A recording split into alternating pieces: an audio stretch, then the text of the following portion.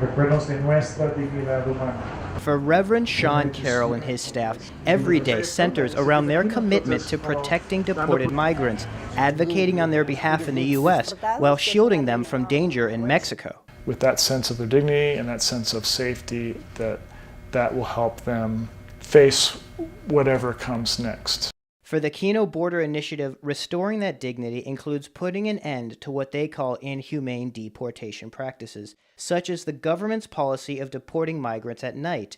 We don't think anyone should be deported at night because it increases their vulnerability. Reverend Carroll often travels across the border to the KBI's shelter in Nogales, Sonora.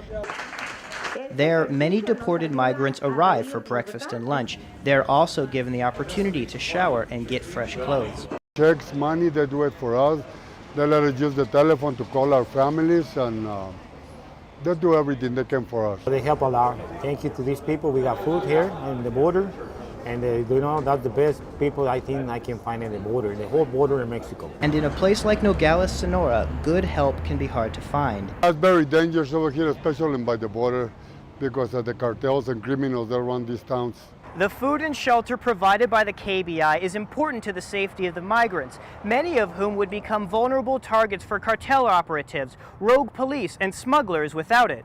Sonoran State Police say that this past July, several police vehicles drove to a nearby migrant shelter, arriving in the night.